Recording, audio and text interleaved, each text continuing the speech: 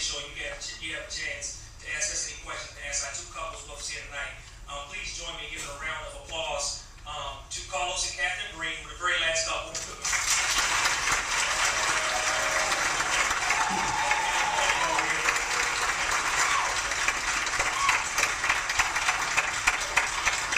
Also, we're going to bring down James and Pauletta Young to talk about the blended family.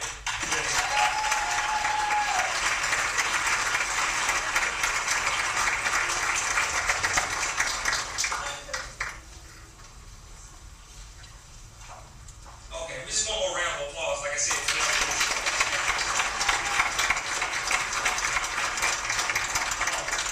Like I said, we're only going to hold a few more minutes, and we don't want to talk too much. Really want to find out what questions you have. If you have questions for the couples, questions about maybe something you heard or saw in the film, questions for us about what we do with the website, with the movies, about anything else that you might have seen come, some of the content we produce.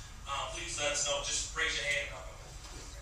Yes, on the couple, the last couple in the film, you listed about 7 F words like fun, family, support, finance. Could you run through those again? That list of those words. We got scared for a minute. Talking about F words. Right, exactly. So the 6 core areas that we concentrate in on a monthly basis are our faith, our family, our fitness, our future, our fun, and our finances. Our future. So those are the areas that we concentrate in, and that drives what we do on a monthly basis for the year. Not only do we have the goals for ourselves, but we set those goals for our sons as well. So we have a junior that's in college now, and one of our goals from a financial standpoint is to make sure that he got through college debt free. So thank God.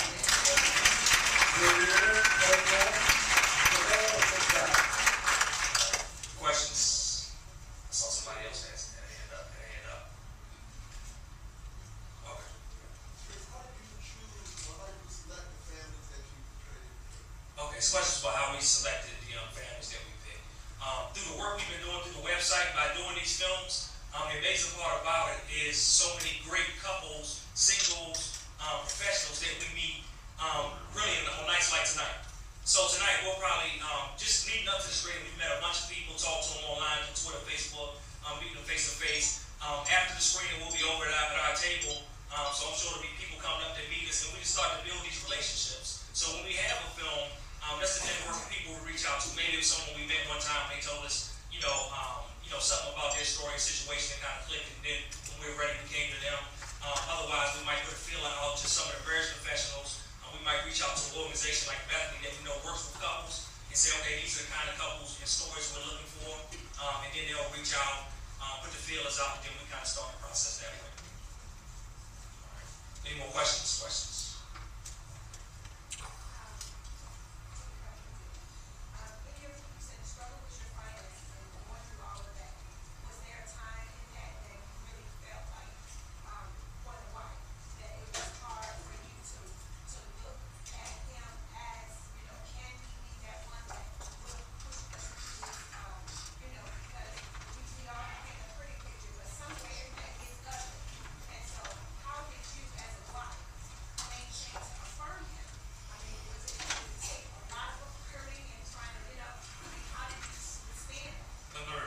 She want to know, as a wife, how did Catherine have the strength to affirm him, or then looking at him being the elder? For me, I had to pray a lot because, and I didn't want to be the wife basher. I didn't want to bring it down because I know that on the outside of my home, I really get beat down all the time. And I had vowed to myself that I would not be the woman that would beat my man down. And I also said, it is not him, he's not the one that's making the issue happen. It is a situation. We have to understand what that situation is. I always want to be his biggest cheerleader. Now, even with dealing with the situation, it can get a little tense, but I am not going to be the woman. The words are powerful. What you say, they will always remember that. Even though you say, I forgive or whatever, I don't want that to be left. I don't want foul language to be left on him. So I'm his cheerleader. I uplift him, and I pray daily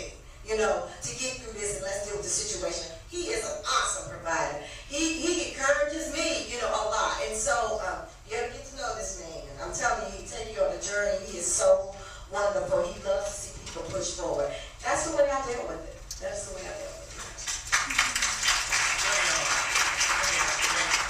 Another question, because this upcoming Sunday is actually Step Family Day, National Step Family Day. And with blended families, because of the high divorce rate, because of high out of wedlock birth rate, there are actually now more blended families in America than there are non-blended nuclear families. What advice would you give? Because I know we have some people in the house that aren't married, but they may be contemplating, marriage in the future. What advice would you give to a family that's not married yet, but they may be going into a blended family situation? I think that one of the primary things that I would share with families that are blended is to remember that, like you took the time to fall in love with the spouse or the person that you plan to marry. You have to take the time to nurture and to develop the relationship with the children. It's not just going to happen. And so it just requires that intentional effort to just really put the time in to know them individually and then to, know one another as a family so that, you're not just strangers coming together, but that they understand that their opinions matter, that they matter, and that everyone is cared for in the, the whole family unit. Okay. And I would just add that, like Carlos and Catherine, we instituted the family meeting. It was really something that we kind of concentrated on so that they could be heard. They felt like they were a part of the family. Of course, the decision was still ours, and we overruled a lot of the things that they came up with. Just so that they felt like they were involved. They didn't know that we loved them, regardless of what the situation was. We only got time for one more question since we tried to hold back a little later to start. I'm gonna go right here for this last question, and then we'll all be outside in the lobby, so if you have individual questions, you can go ahead. For the blended family, how do y'all handle your assets?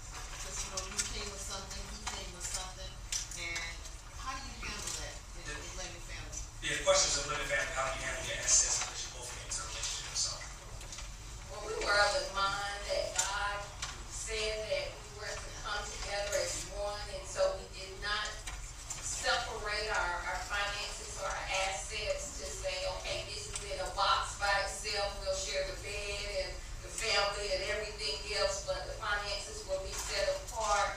So we did do the work, and we're very familiar with where one another, where with our resources and finances and what have you. But we had to make some of those hard decisions and then create the goals, for our family and for, the future.